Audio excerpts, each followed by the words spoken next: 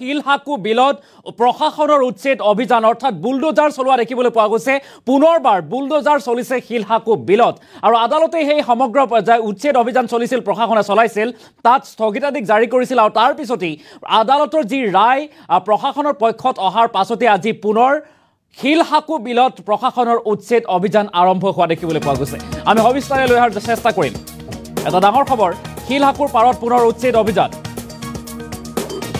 পুনৰ চলিল প্ৰশাসনৰ বুলডোজাৰ। পাথৰকুঁৱৰীৰ মেগজিন বিষ্ণু নগৰত উচ্ছেদ প্ৰশাসনৰ। GMDA জিলা প্ৰশাসনে উচ্ছেদ চলাই তিনিটাকৈ পৰিয়ালৰ বাসগৃহত। নিতুল লস্কৰ, ৰুবুল লস্কৰ আৰু হাৰলা পাটগিৰিৰ বাসগৃহত চলে বুলডোজাৰ। তিনিওটা পৰিয়াল শিলহাকুৰ পাৰৰ বাসিন্দা আছিল আৰু লোককেইজনে উচ্চতম ন্যায়ালয়ত উচ্ছেদৰ বিৰুদ্ধে তৰিছিল গোচৰ আৰু উক্ত গোচৰত আদালতে স্থগিতাদেশ জাৰি কৰিছিল আৰু আদালতে পুনৰ প্ৰশাসনৰ সপক্ষে প্ৰদান কৰে ৰায় আৰু আদালতৰ ৰায়ৰ পাছতেই GMDA আৰু প্ৰশাসনে এনেদৰে উচ্ছেদ অভিযান চলোৱা দেখিবলৈ পোৱা যায়। পুনৰবাৰলৈ কৰিছো এটা ডাঙৰ খবৰ, পুনৰ চলিল বুলডোজাৰ। পাথৰকুঁৱৰীৰ মেগজিন বিষ্ণু নগৰত উচ্ছেদ প্ৰশাসনৰ। আদালতৰ ৰায়ৰ পাছতে আদালতে প্ৰশাসনৰ সপক্ষে ৰায় প্ৰদান কৰাৰ পাছতেই এনেদৰে এতিয়া শিলহাকুত পুনৰ উচ্ছেদ অভিযান চলা দেখিবলৈ পোৱা গৈছে। আমি সেই দৃশ্যাংশ দেখুওৱাৰ চেষ্টা কৰিছোঁ। এনেদৰে এতিয়া পকী গৃহত বুলডোজাৰ চলিছে। তিনিটাকৈ বাসগৃহত আজিৰ দিনটোত প্ৰশাসনে উচ্ছেদ অভিযান চলায়। প্ৰশাসনৰ হাতোৰা পৰিছে, অৰ্থাৎ বুলডোজাৰে ভাঙি পেলোৱা পৰিলক্ষিত হৈছে। দৃশ্যাংশ মন কৰক, এনেদৰে বুলডোজাৰে ভাঙি পেলাইছে, অৰ্থাৎ শিলহাকু বিলত পুনৰ প্ৰশাসনৰ উচ্ছেদ অভিযান আৰু শিলহাকু বিলৰ উচ্ছেদক কেন্দ্ৰ কৰি চচলত তীব্ৰ প্ৰতিবাদী কাৰ্যসূচী ৰূপায়ণ কৰি অহা দেখিবলৈ পোৱা গৈছে। ধাৰাবাহিকভাৱে চৰকাৰৰ বিৰুদ্ধে প্ৰতিবাদী শ্লোগান দিয়া দেখিবলৈ পোৱা গৈছে উচ্ছেদিত লোকে আৰু উচ্ছেদিত পৰিয়ালৰ মাজত হাহাকাৰ পৰিৱেশৰ সৃষ্টি হৈছে আৰু উচ্ছেদিত লোকসকলক উপযুক্ত ক্ষতিপূৰণৰ দাবী উত্থাপন কৰিছে, কৰ্মসংস্থাপনৰ দাবী উত্থাপন কৰা পৰিলক্ষিত হৈছে আৰু সেই দাবীৰে প্ৰতিবাদী কাৰ্যসূচীৰ নিৰ্দিষ্ট স্থানত নিৰ্দিষ্ট সময়ত ধাৰাবাহিকভাৱে পালন কৰি অহা দেখিবলৈ পোৱা গৈছে আৰু তাৰ পিছতেই আদালতৰ তৰফৰ পৰা স্থগিতাদেশ জাৰি কৰা হৈছিল আৰু সেই যি স্থগিতাদেশ আছিল তাৰ পৰৱৰ্তী পৰ্যায়ত প্ৰশাসনৰ পক্ষত আদালতৰ ৰায় অহাৰ পাছতেই এনেদৰে পুনৰ শিলহাকু বিলত উচ্ছেদ অভিযান চলা দেখিবলৈ পোৱা গৈছে। তিনিটাকৈ বাসগৃহত চলিছে প্ৰশাসনৰ উচ্ছেদ অভিযান। আমি সেই দৃশ্যাংশ এই মুহূৰ্তত দেখুওৱাৰ চেষ্টা কৰিছোঁ। তিনিওটা পৰিয়াল শিলহাকু পাৰৰ বাসিন্দা আছিল আৰু তাৰ পিছতে প্ৰশাসনৰ উচ্ছেদ অভিযান চলা পৰিলক্ষিত হৈছে। শিলহাকুৰ পাৰত পুনৰ উচ্ছেদ অভিযান চলাইছে প্ৰশাসনে। এই মুহূৰ্তত কিছু মন্তব্যও আছে, আমি মন্তব্য আগবঢ়োৱাৰ চেষ্টা কৰিম।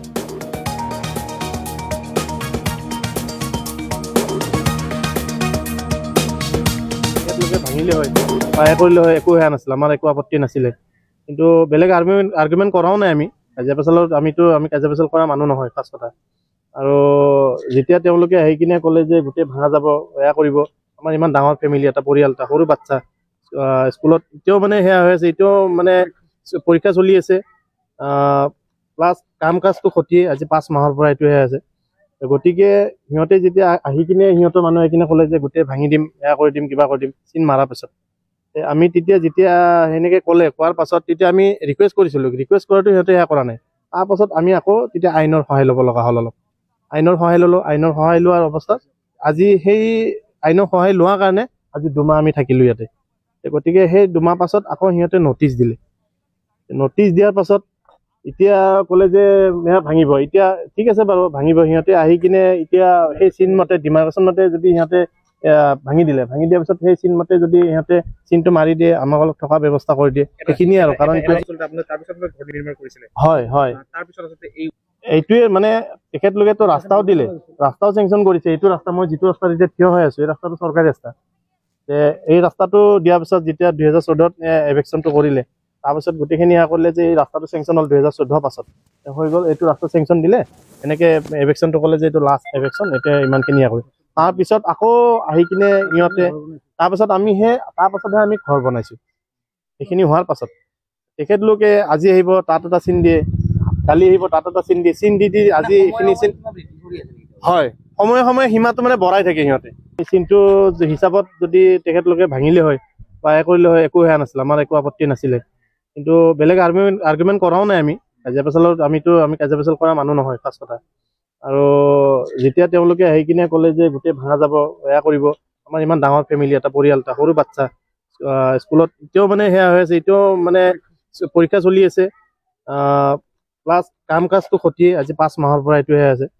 গতিকে সিহঁতে যেতিয়া আহি কিনে সিহঁতৰ মানুহ আহি কিনে ক'লে যে গোটেই ভাঙি দিম, এয়া কৰি দিম, কিবা কৰি দিম, চিন মাৰাৰ পিছত আমি যেতিয়া সেনেকে ক'লে, কোৱাৰ পাছত তেতিয়া আমি ৰিকুৱেষ্ট কৰিছিলোঁ, ৰিকুৱেষ্ট কৰাটো সিহঁতে সেয়া কৰা নাই। তাৰপাছত আমি আকৌ তেতিয়া আইনৰ সহায় ল'ব লগা হ'ল। অলপ আইনৰ সহায় ল'লোঁ, আইনৰ সহায় লোৱাৰ অৱস্থাত আজি সেই আইনৰ সহায় লোৱাৰ কাৰণে আজি 2 মাহ আমি থাকিলোঁ ইয়াতে। গতিকে সেই 2 মাহ পাছত আকৌ সিহঁতে নটিচ দিলে, নটিচ দিয়াৰ পাছত এতিয়া ক'লে যে সেয়া ভাঙিব। এতিয়া ঠিক আছে বাৰু, ভাঙিব। সিহঁতে আহি কিনে এতিয়া সেই চিন মতে ডিমাৰ্কেশ্যন মতে যদি সিহঁতে ভাঙি দিলে, ভাঙি দিয়াৰ পিছত সেই চিন মতে যদি সিহঁতে চিনটো মাৰি দিয়ে, আমাক অলপ থকা ব্যৱস্থা কৰি দিয়ে, সেইখিনিয়ে আৰু। কাৰণ হয় হয়, এইটোৱে মানে তেখেতলোকেতো ৰাস্তাও দিলে, ৰাস্তাও চেংচন কৰিছে। এইটো ৰাস্তা, মই যিটো ৰাস্তাত এতিয়া থিয় হৈ আছো, এই ৰাস্তাটো চৰকাৰী ৰাস্তা। এই ৰাস্তাটো দিয়াৰ পিছত যেতিয়া 2014ত এভেকশ্যনটো কৰিলে, তাৰপিছত গোটেইখিনি কৰিলে যে এই ৰাস্তাটো চেংচন হ'ল 2014 পাছত হৈ গ'ল। এইটো ৰাস্তা চেংচন দিলে, এনেকে এভেকশ্যনটো ক'লে যে এইটো লাষ্ট এভেকশ্যন, এতিয়া ইমানখিনি কৰি তাৰপিছত আকৌ আহি কিনে সিহঁতে তাৰপাছতহে আমি ঘৰ বনাইছোঁ। সেইখিনি হোৱাৰ পাছত তেখেতলোকে আজি আহিব, তাত এটা চিন দিয়ে,